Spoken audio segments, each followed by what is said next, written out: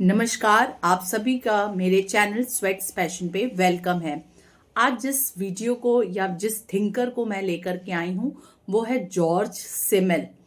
George सिमल का बहुत पहले मुझसे कुछ लोगों ने कहा था कि मैम जॉर्ज सिमल पढ़ाइए। जॉर्ज सिमल को मैं डिटेल में पढ़ाऊंगी। मे बी इस एक वीडियो में जॉर्ज सिमल कंप्लीट ना हो पाए तो एक दो और वीडियो लगेगा। इनके आज डायलेक्टिक जो थ्योरी है उस पे मैं फोकस करूंगी। तो जॉर्ज सिमल, अगर हम इनका टेन्योर देखें तो ये टेन्योर 1858 से 1918 जो है वो इनका टेन्योर रहा है। और अगर देखा जाए तो he was German sociologist, philosopher and cultural theorist. ये जर्मनी के थे तो इनको जर्मन सोशियोलॉजिस्ट बोलते हैं, फिलोसोफर भी रहे हैं और साथ में कल्चरल थ्योरिस्ट, मतलब कल्चर पे इनका काम रहा है। इनको हम क्लासिकल सोशियोलॉजिस्ट मानते हैं। क्लासिकल सोशियोलॉजिस्ट मतलब कि जब सोशियोलॉजी का एमर्जेंस हुआ उस एज अ फॉर्मल सब्जेक्ट, तो उस टाइम पे जिन लोगों का कॉन्ट्रीब्यूशंस थे वो क्लासिकल सोशियोलॉजिस्ट के तौर पे माने जाते हैं।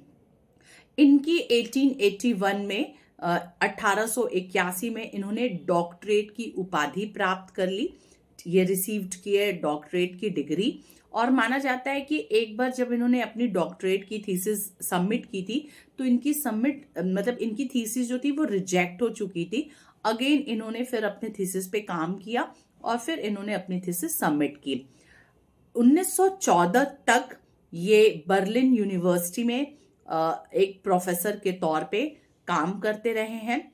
और ये अगर इनके कंटेम्पररी सोशियोलॉजिस्ट देखा जाए तो फ्रांस में जब डरखाइम का दौर था तो उसी समय पे बर्लिन जर्मनी में सिमल का दौर चल रहा था। मतलब डरखाइम का भी आप टेन्योर देखिए तो सेम है, 1858 से 1917, मतलब एक साल का अंतर है।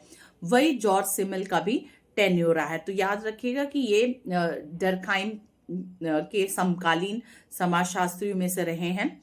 मार्क्स, वेबर व दुर्खीम से कहीं ज्यादा इनका प्रभाव अमेरिकी समाजशास्त्री सिद्धांतों के ऊपर दिखाई पड़ता है। अगर जब अमेरिका में सोशियोलॉजी की शुरुआत हुई तो जॉर्ज सिमल को वहां पर ज्यादा इंपॉर्टेंस दी गई, मतलब उनके थ्योरी का ज्यादा इम्पैक्ट हम अमेरिकन सोशियोलॉजी में देखते हैं comparatively to the Marx, Weber and Durkheim. Okay, इनका कंट्रीब्यूशन देखिए क्या क्या है। तो इनका डायलेक्टिक थिंकिंग एक बहुत बड़ा कंट्रीब्यूशन है। आज इसी थिंकिंग के बारे में मैं आपको बताऊंगी कि क्या ये डायलेक्टिक थिंकिंग के बारे में बोलते हैं। उसमें इनका इंडिविजुअल कॉन्शियसनेस, फिर interaction forms and types, social structure, objective culture, philosophy of money बहुत ज्यादा आप जानते हैं, सुना है इसके बारे में। तो ये सारा इनका मेन कंट्रीब्यूशन रहा है। ओके,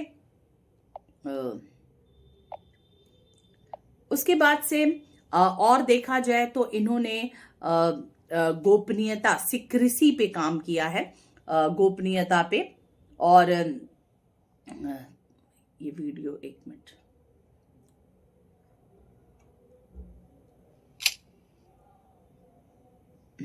सेक्रेसी पे इन्होंने काम किया है। A case study in female sociology. तो ये इनका बेसिकली कंट्रीब्यूशन है। इसी तरह से जो बोटोमोर एंड फ्रिस्बे हैं, इन्होंने एक बुक लिखी। इन दोनों ने मिल करके जो काम किया है वो introduction to the translation of George Simmel. ठीक है, George Simmel, introduction to the translation of George Simmel, Bottomore and फ्रिस्बे का रहा है। उसमें इन्होंने 4 आधारभूत स्तर संबंध है, मतलब इन्होंने सिमल के कार्य में 4 इंपॉर्टेंट पॉइंट्स बताया है। पहला पॉइंट क्या है कि his subtle believe as a psychological component of social life. उनकी सूक्ष्म मान्यताएं सामाजिक जीवन के मनोवैज्ञानिक घटक के रूप में, मतलब ये माइक्रो सोशियोलॉजिस्ट भी थे।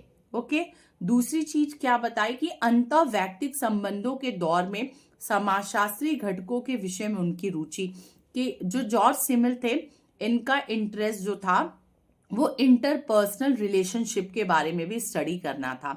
थर्ड, उनके समय की सामाजिक व सांस्कृतिक धारा में आविर्भूत संरचना व परिवर्तनों पर उनका अध्ययन, कि जॉर्ज सिमिल के समय पे जो सोसाइटल स्ट्रक्चर में चेंजेस आ रहे थे, है ना, उस पे इनका स्टडी बहुत रहा है।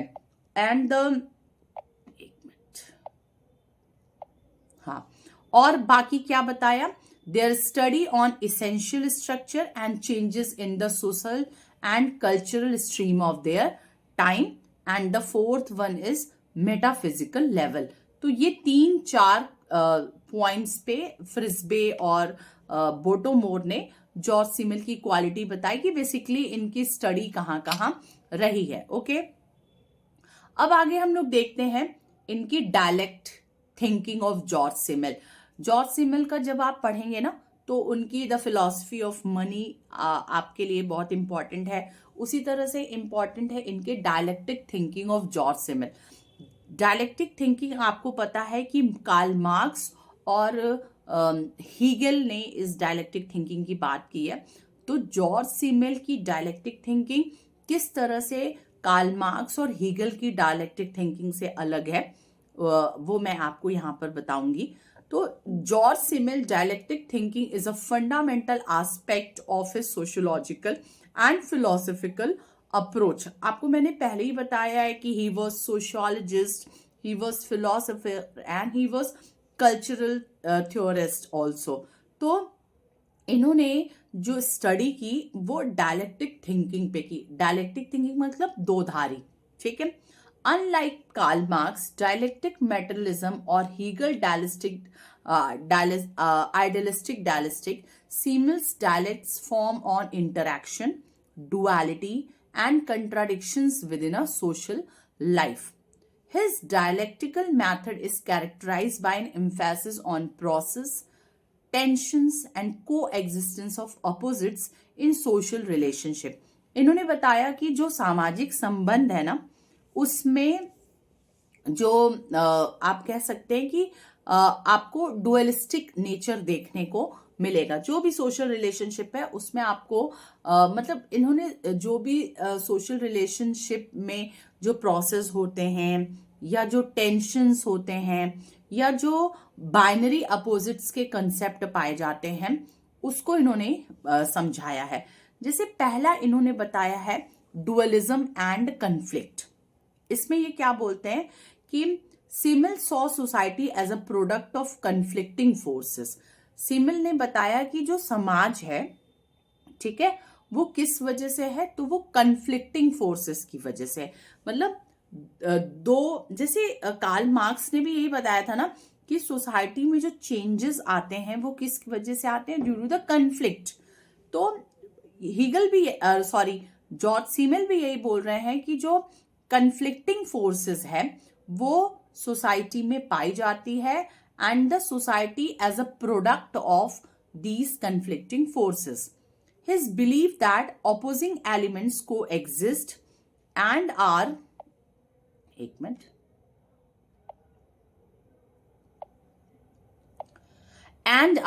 necessary for the existence of social structure.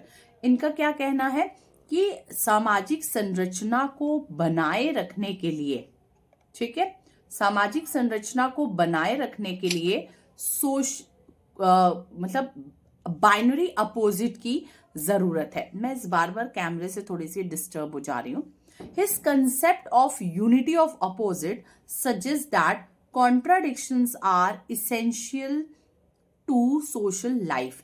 इनका कहना है कि जो जैसे हमारे समाज में कोई भी चीज अपोजिट दिखती है, अगर हम ऐसे फिजिकल या नेचुरल प्रोसेस की बात करें तो दिन और रात होता है ना। उसी तरह से इनका कहना है कि जो भी सामाजिक जीवन है उसमें अपोजिट्स का होना बहुत जरूरी है और उन अपोजिट्स में यूनिटी का होना जरूरी है। जैसे पहला बात इन्होंने कह रहे हैं कि ये इंडिविजुअल वर्सेस सोसाइटी, कि सोसाइटी में एक तरफ हमें इंडिविजुअल एग्जिस्टेंस दिखता है और ठीक दूसरी तरफ हमें सोसाइटी में एक ग्रुप बिहेवियर भी नजर आता है।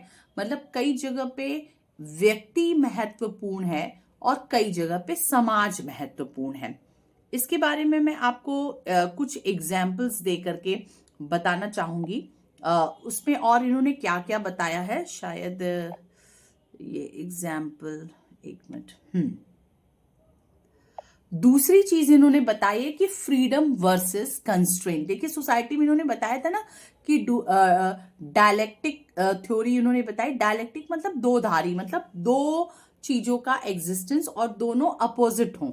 जैसे एक तरफ इंडिविजुअलिज्म की बात हो रही है और दूसरी तरफ सोसाइटी की बात हो रही है कि व्यक्ति भी महत्वपूर्ण है और दूसरी तरफ समाज भी महत्वपूर्ण है।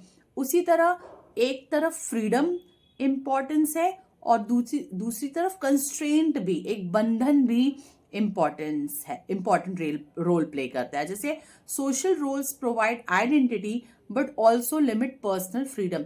जो सोसाइटी में जो रोल्स होते हैं वो एक तरफ से फ्रीडम भी प्रोवाइड करते हैं और एक तरफ से सोशल बॉन्डिंग भी प्रोवाइड, सोशल जिसको कहा जाता है कि बंधन, कंस्ट्रेंट भी प्रोवाइड करते हैं। जैसे एक एग्जाम्पल हमने लिखा है caste based and religious conflict.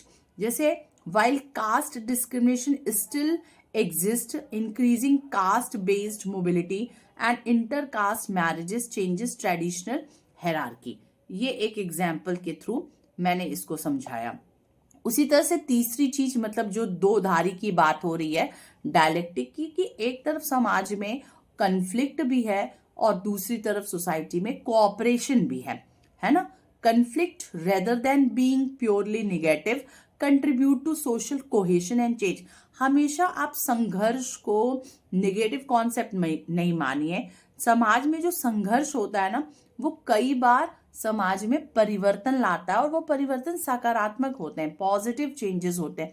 जैसे फॉर एग्जाम्पल आप देख लीजिए कि बहुत सारे जनजातीय आंदोलन चले, ठीक है। जनजातीय आंदोलन जो थे वो निश्चित ही कॉन्फ्लिक्ट का एग्जाम्पल है, बट वो पॉजिटिव सोशल चेंज लाए। किस तरह का पॉजिटिव सोशल चेंज लाए कि इन्होंने अपॉर्चुनिटी प्रोवाइड की ट्राइब्स को कि वो किस तरह से इतने बड़े सोसाइटी में अपने एग्जिस्टेंस को भी स्टैब्लिश कर सके।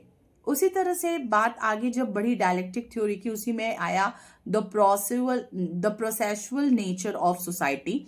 सीमिल ने बताया कि society is not a fixed entity but a dynamic process of interactions. कि समाज जो है वो एक फिक्स्ड नहीं है, समाज में लगातार परिवर्तन होते हैं एंड डायनेमिक प्रोसेस मतलब कि जो गतिशील व्यवस्था है। तो समाज एक गतिशील व्यवस्था है और इस व्यवस्था में गतिशीलता क्यों है, मोबिलिटी क्यों है, क्यों सोसाइटी एक स्टेज से दूसरी स्टेज की तरफ आगे बढ़ता है, due to the process of interactions की वजह से। His dialectic do not seek a final resolution as Marx and Hegel.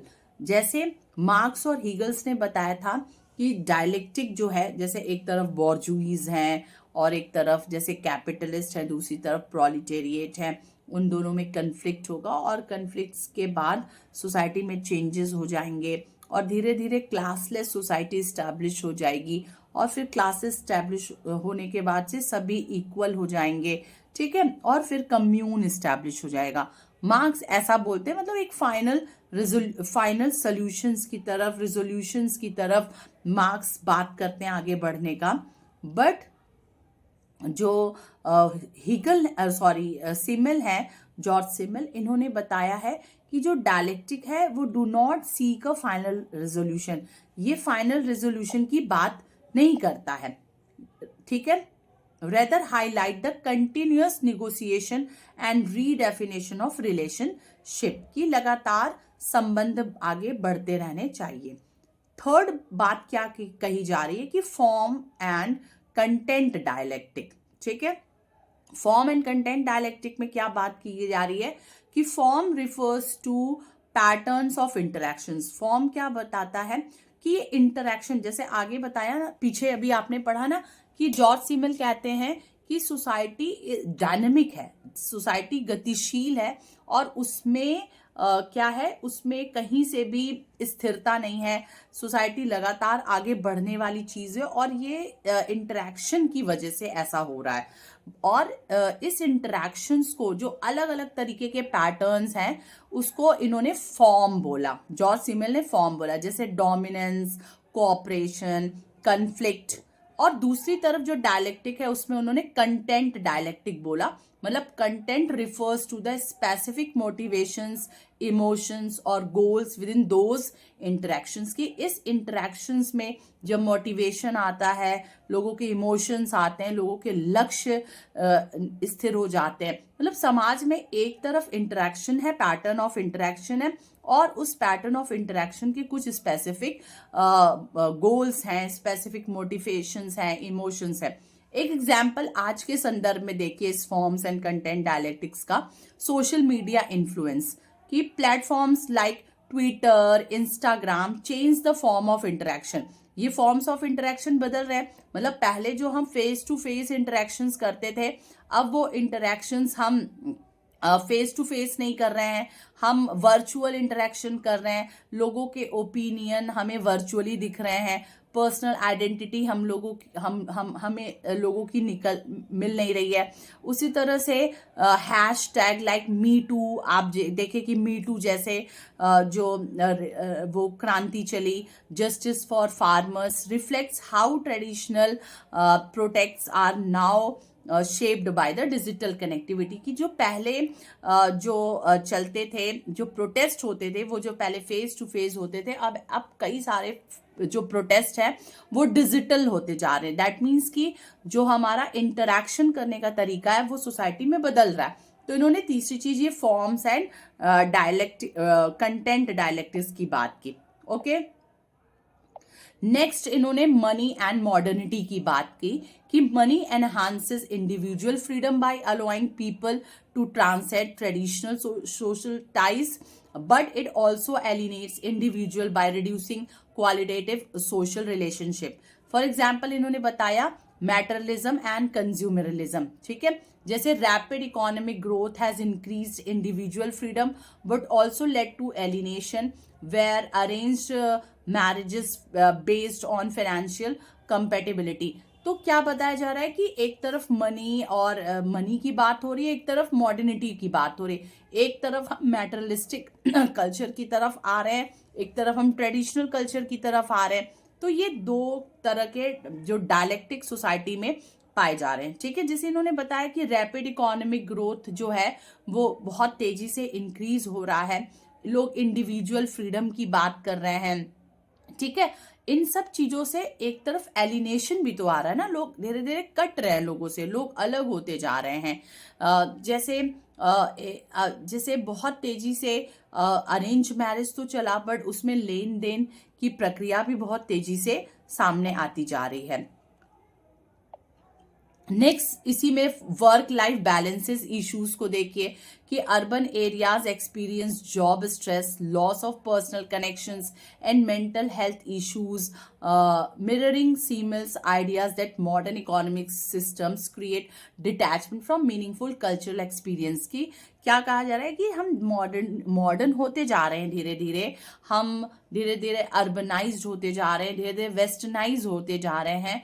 But क्या है, इसके साथ ही साथ हम स्ट्रेस में भी तो आ रहे हैं ना, हमें जॉब का स्ट्रेस है, और जो फैमिली में जो रिलेशनशिप थे, जो बहुत अच्छे बॉन्ड में बंधे हुए थे, वो लोगों की रिलेशनशिप कमजोर होती जा रही है। मेंटल हेल्थ इश्यूज तरह तरह के आ रहे हैं, it is due to the societal factor ना। तो ये सारी चीजें अब होती जा रही हैं। मतलब आपको डुअलिटी हर जगह नजर आएगी, डायलेक्टिक आपको हर जगह नजर आएगा। इसी तरह से urban life and the blasé attitude, एक पॉइंट इन्होंने भी, सीमल का ब्लेज एटीट्यूड भी बहुत है फेमस है, कि सीमल ने कहा कि अर्बनाइजेशन तो बढ़ रहा है, बहुत तेजी से हम अर्बनाइज्ड होते जा रहे हैं, पर दूसरी तरफ क्या हो रहा है कि लोगों के अंदर ब्लेज एटीट्यूड जन्म ले रहा है। ब्लेज एटीट्यूड मीन्स कि इनडिफरेंट एटीट्यूड्स, मीन्स कि हम क्राउडेड सिटीज में आ रहे हैं, बट जो हमारा जो रिलेशनशिप है वो प्रभावित हो रहा है।